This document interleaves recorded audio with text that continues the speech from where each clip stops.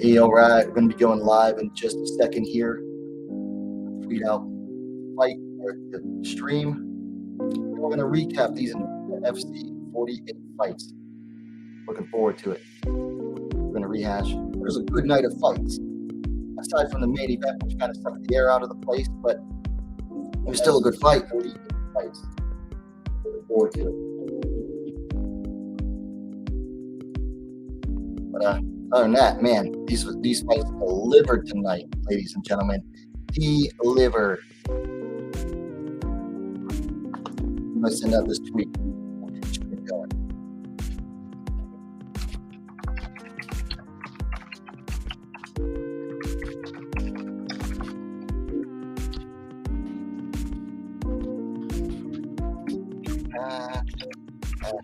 I am.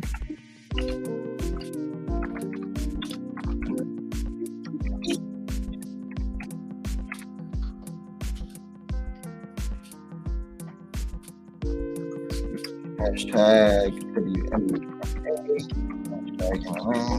Hashtag FC.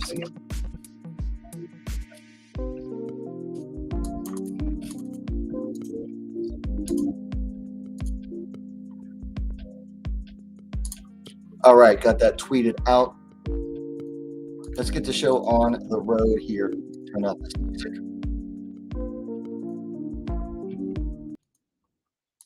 All right, we are live. Welcome back to WMAC Now with your host, Christina. Welcome to the recap for Invicta FC 48. We had 6 ladies bouts tonight, capped off by a good back and forth main event for the bantamweight championship, where the champ Taneisha Tennant retained her title.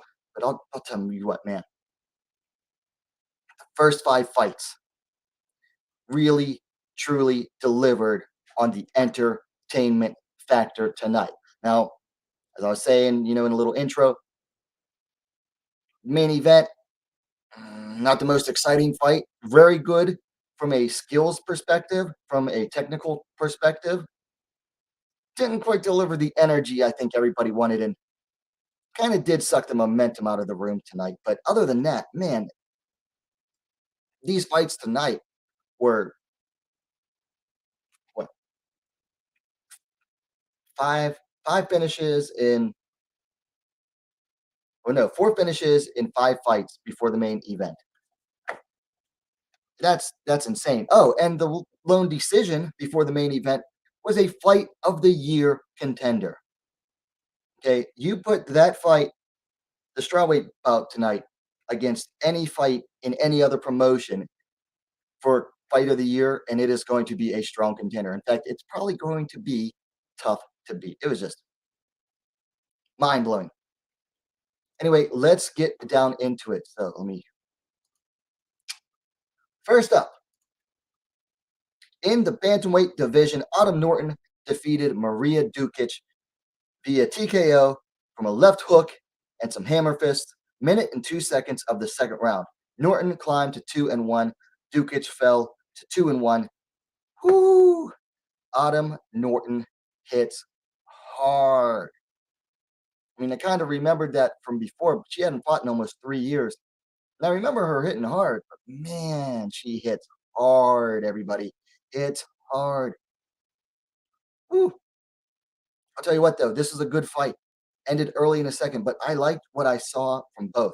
Now, Maria Dukic needs to work on her defense. First and foremost, needs to work on her defense. She was just so open to the counters from Autumn Norton. No real head movement from Dukic. Really needs to start, moving her head about.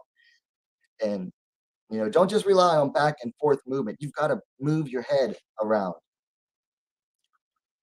I mean, she basically kept her head like right there on the center line the entire time.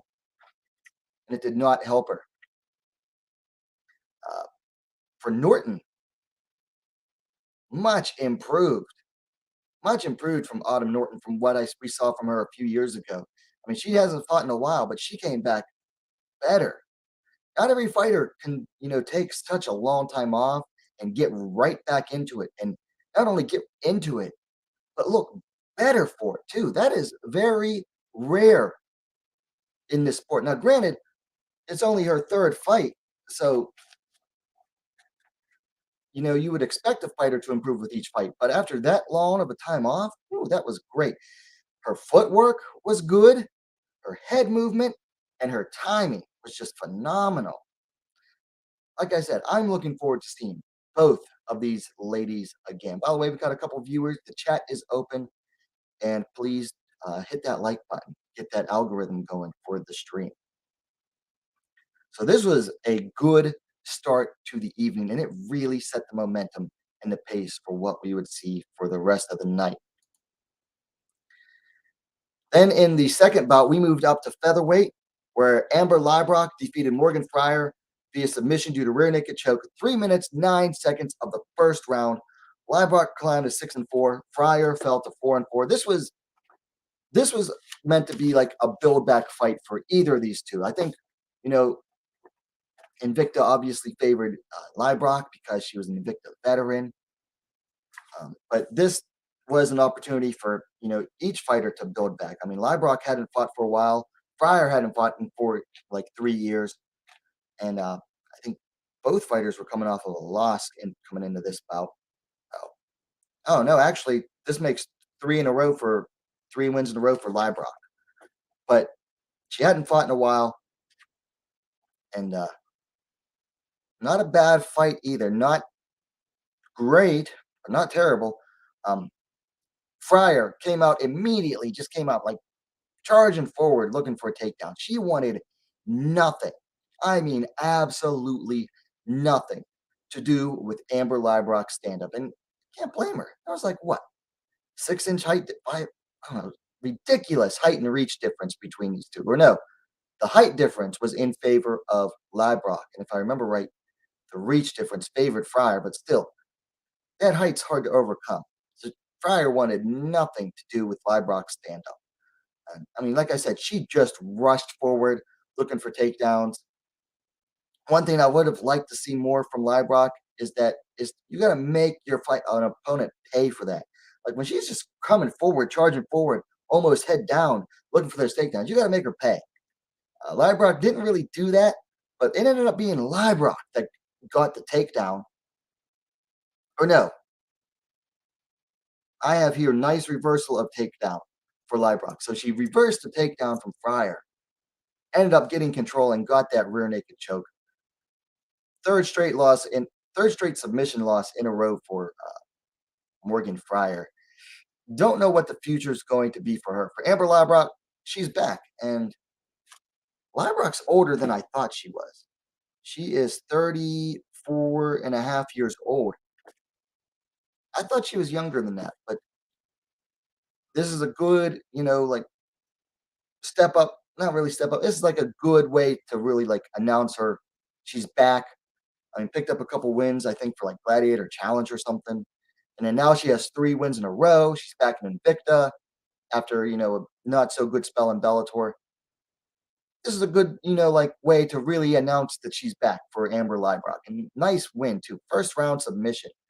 Not what I expected from Amber Leibrock. Not at all. Then we move on to easily the fight of the night and fight of the year contender. At strawweight, Isis Furby defeated Melissa Odessa Parker via unanimous decision. Furby climbed to 4-1. Odessa fell to 3-2. This fight was non-stop action from the opening bell to the closing bell. We almost had finishes multiple times in the, I want to say the second round. I know we had one early in the second round, a near finish. And then it might have been a near finish at the end of the second, or it might have been it was towards the end of the second round, I think. Like I said, this was an absolute hell of a fight. Like I even have it on my notes here in big letters, capital letters, hell of a fight. If you can see that small screen. But man, Odessa just came forward with big punches, really leaning into them, just throwing with some power. Furby using their kickboxing well, uses their kicks well. Good knees in a clinch. The knees in a clinch really told the story of the fight from Furby. But second round, pretty much as they came out, Furby came forward, leaped for a flying knee, knocked Melissa Odessa back, came very close to getting a finish, pounced on her, started throwing some ground and pound. I think the way that she pounced and landed on Odessa, though, really kind of allowed her to get back into the game. And that's what allowed her to survive that. And then towards the end of the second round, it was Verbeek who was in trouble a little bit. Possibly would have fallen down from the punches of Odessa had the cage not held her up. For Verbeek, she needs to be more aggressive. She was letting Odessa really control the cage, control the momentum of the fight for most of it, and just basically dictate where the fight was going. Verbeek did a really good job of just circling out every time Melissa would come forward. Melissa needs to learn how to cut off the cage. She's a boxing base. She's used to having corners. There's corners in the ring. It's a lot easier to cut off a corner than it is a round cage. But she needs to work on that. Also for Odessa, she overextends on a lot of her punches. Granted, she's really thrown with power from outside range, and I think the kicks of Verbeek might have helped with that and explain why. But she was throwing punches and just really reaching with those, overextending a little bit too much. They were still landing hard, but I think a faster fighter could have landed some more counters from the way she overextended. But Verbeek needs to be more aggressive, and Odessa overextended. But this was the fight of the night. I said in my preview, do not blink during this fight. Man, I'm not a narcissist, but I will say I was definitely right on that. Because if you blinked during this fight, you missed some good action, especially if you blinked at the beginning of the second round, you missed big time on some good action. This was just an overall nonstop fun, exciting fight. Two very good strikers. I can't wait to see both. Verbeek, I think she's going to be on a fast track to a title fight for Invicta. Odessa, I'd love to see her back, but she also splits up time between this and boxing. She actually has a boxing fight scheduled, I think, in less than a month. She had some swelling on her face. Hopefully that, comes down a little bit in time for that. Should. I mean, usually it's just superficial, but still, you'd hate to see see her lose out on some money in her primary sport for this one. I mean, I think she wanted to be a full-time MMA fighter. She'd be good. It's hard to say, though. I mean, she's 35 years old. She could have a future in either women's boxing or MMA. I think MMA would be more receptive to an older fighter than boxing is generally, especially at these lower weight divisions. But we'll see.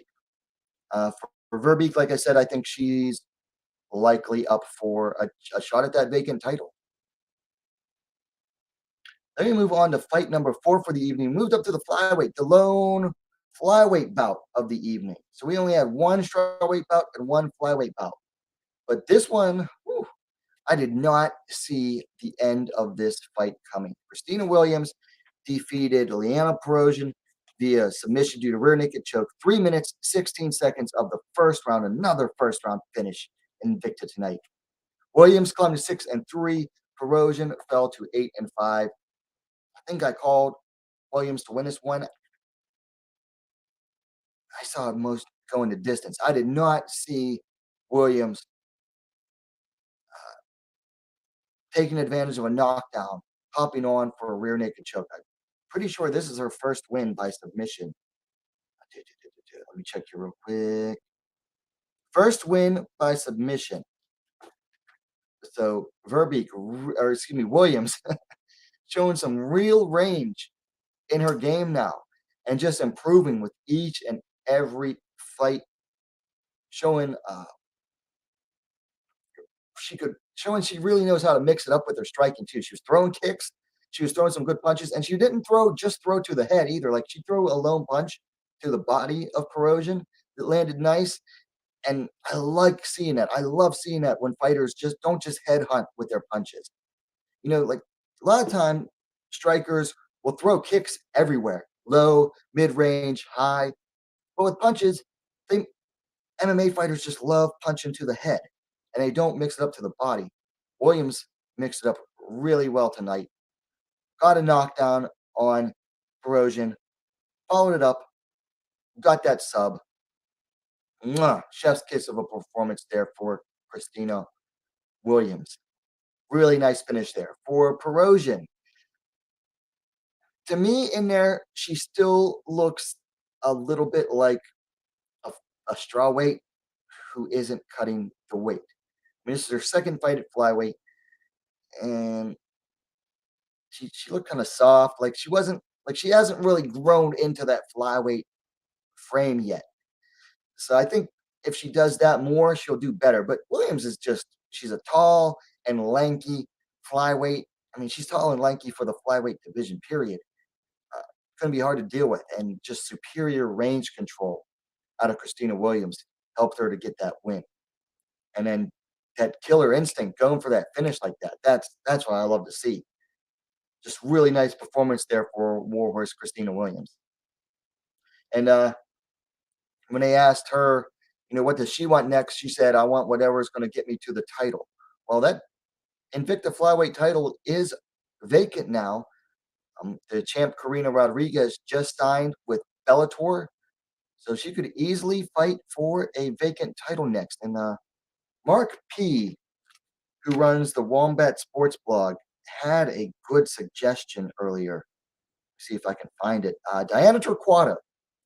So Diana Torquato, Diana Torquato fought Karina Rodriguez twice for the title. It was vacant, and then stepped up on short notice to challenge for it and came up short both times. Now, Torquato has a fight in Brazil later this month or sometime next month. She wins that. I think that should be enough to bring her back in, set up Torquato versus Williams. That'll be a good fight, good high-level flyweight striking bout, at least high level for, outside the UFC, we'll say. That should be a good one. So then we move on to the co-main event, another bantamweight bout. There's 3 bantamweight fights on this card tonight. Shows, I think, that Invicta really wants to rebuild the bantamweight division. But Toledo Bernardo getting it done in the second round, submitting late replacement Jana Godelia via submission due to rear naked choke, minute 39 seconds of the second round. Bernardo climbed to 8-4. Godelia fell to 7-5. Nice comeback for Bernardo. I had Godelia winning the first round. Reversed the takedown of Bernardo, and then hunted for several submissions, including a knee bar. So I had Godelia winning the first round, and then Bernardo came out in the second round, got Godelia down, hunted for it, got that rear naked choke submission. So that was a really nice one there. Very nice win for Toledo Bernardo. I believe that is the second win for her. Second straight win for her after getting cut from the UFC. Fought once last year in Octagon. Before that, hadn't fought since 2019. She defeated Lucia Pudilova last year in Octagon, and then getting that win tonight. Toledo Bernardo could be the next title challenger for the Invicta bantamweight strap. Could be a good one. It'd be a unique challenge for the champ, Taneisha Tennant, as well. Someone that can really get those takedowns and can keep a fight on the ground and hunt for that finish. So then we move on to the main event. Hold on, I got to grab my energy drink real quick.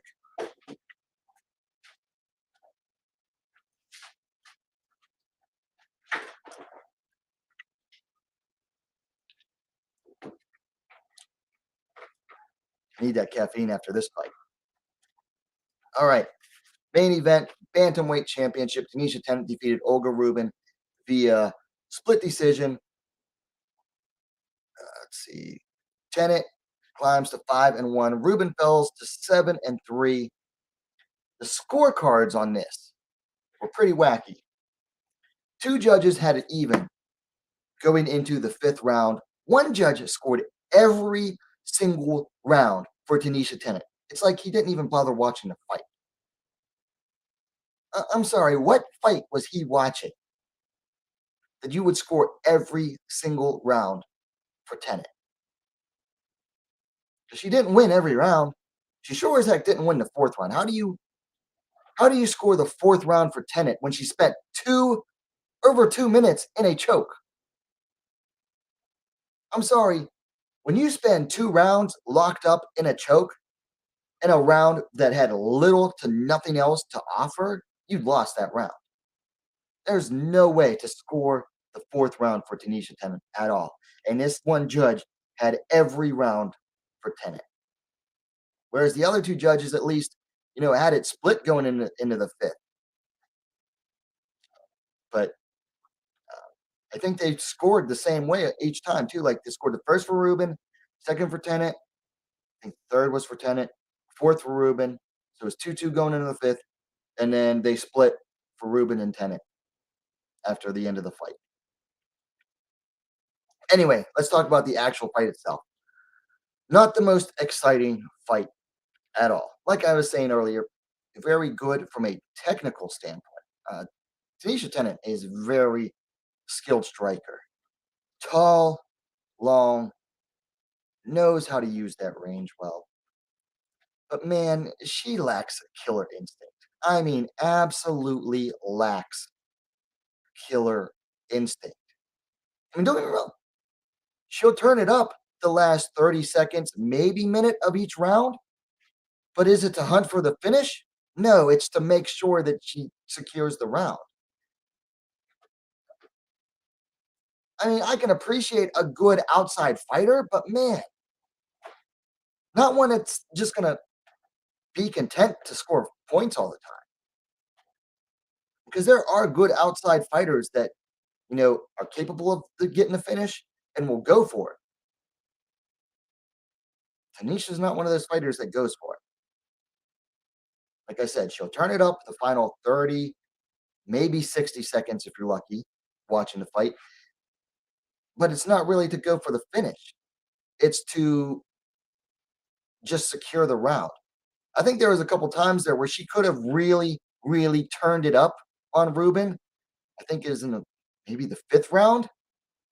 Might have been the 3rd. It was either the 3rd or the 5th, where she had Rubin really covering up. Like she landed some punches on Rubin, and Rubin was really covered up. That was her moment to turn it up and go for it, and she didn't. I don't know what to say about that. For Rubin, obviously could not stand and trade with Tenant. Tenant just controlled the distance, controlled the range, and had Rubin's timing down. So she had to go for a grappling heavy game. Just didn't have the skills to do it. I mean, she could get Tenant down some of the times, but she couldn't keep her there. Just could not keep her there. Like there was one time she got a really nice big takedown. I think it might have been the 2nd round. Maybe that was the 1st round. But then Tenant just popped right back up. So she could get the takedown some of the time, but she couldn't keep it there. And then even in the clinch, sometimes it was Tenant using that length of hers, like pushing herself outwards from Rubin and landing some knees. That was some nice clinch work from Tenant as well. But I mean, it wasn't a horrible fight. It wasn't a horrible fight by any means. It just wasn't exciting, especially when you had 5 fights, 4 finishes, and a fight of the year contender. Before that, just this fight just didn't deliver compared to the rest of the card. Now, had the rest of the card not had that high of an excitement quotient, it wouldn't have been as bad of a fight. I mean, it wasn't a bad fight at all. It's just, man, excuse me. It's just that this fight just took the momentum built up over each fight and just plummeted it. Just like sucked the wind out of the place.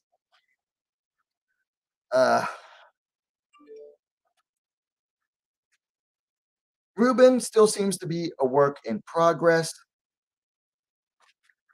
Tenant,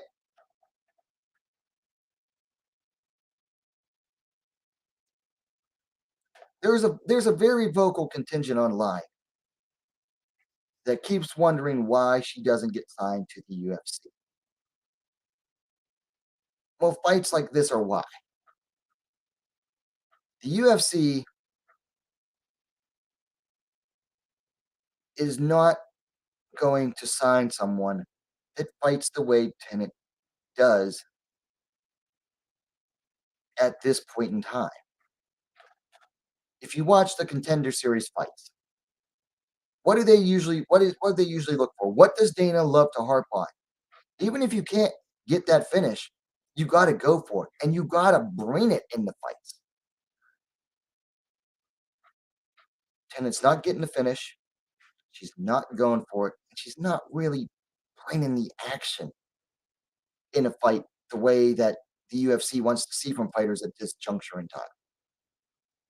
She's just not. I mean, I have nothing against her personally. I picked her to win. I think she put on a good fight. Very close. Could have gone either way. It's a good fight. It's a good title defense. Just this isn't the type of fight. Putting on a win like this is not what's going to get her signed to the big shows, the bigger promotions. It's just not. I mean, maybe if they need someone on short notice, maybe. But as it is right now, I don't see the UFC signing her anytime soon. Not after this fight. Just did not deliver on the excitement portion. Like, this was a chance taking on a former featherweight title contender in Bellator, making her bantamweight debut in Olga Rubin. This was Tennant's chance to really bring it in this fight and really, put some shine on herself, put some shine on her name, really put the stamp, not put the stamp on it, to just really bring it and show, hey, I'm here. I've arrived. She didn't do it. She just didn't. So Tenant retains her Invicta title. And I think she might have it for a while because she's that good at bantamweight at that level. But I just don't see her getting signed to a higher level at this point in time. I mean, hey, I could easily be proven wrong, but that's just my honest take. I picked her to win. It was nice to see her win. Either fighter could have won, and I'd have been happy. But I just don't see Tenant getting signed to the UFC anytime soon, unless it is on a short notice bout.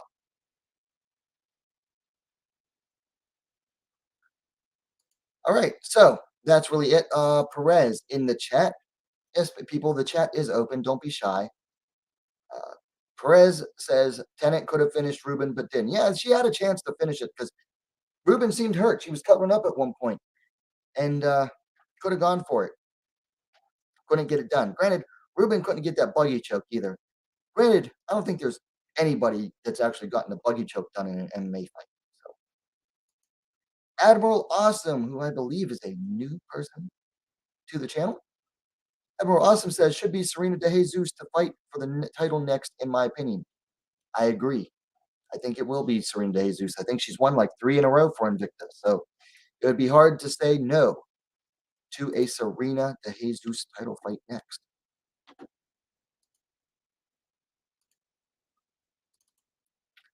Anyway, that is going to be it for tonight. Didn't want to stay up too long. It is already past my bedtime for a Wednesday night. It is hot as heck too. So that's it for Invicta FC 48 recap. Got anything final in the chat?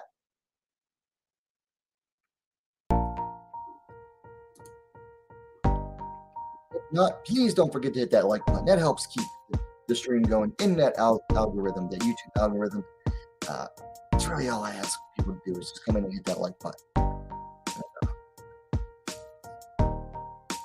thank you for tuning in. It was a great night of fights.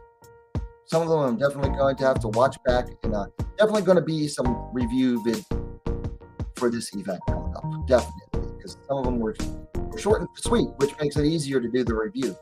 And then can't wait to talk about these fights some more tomorrow night for the WMMA report. I'm going to schedule the stream right after this one ends, and then we'll see everyone tomorrow night, probably 10 p.m. Eastern time for the WMMA report.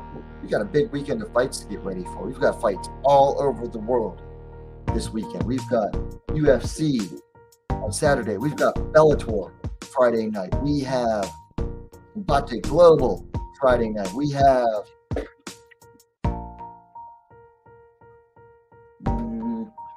we've got Octagon Saturday. We've got UFC Saturday. We've got Road FC is back finally. Love me some Road FC. But Road FC is back early Saturday morning with an atomweight bout. Could decide a title challenger for the atomweight title for Road, which will be exciting. Perez in the chat says, what's the surprise about Williams? I was too, man. I definitely did not see Williams by submission coming. But, anyway, that's it for me tonight. Invicta FC 48, great event. Thanks to all for watching, and thank you for everyone on the recap. And hey, if you haven't yet, what are you waiting for? Go ahead and subscribe to WMMA Scene Out, the best, most complete women's mixed martial arts dedicated platform on YouTube. Thanks for watching. We'll see you next time.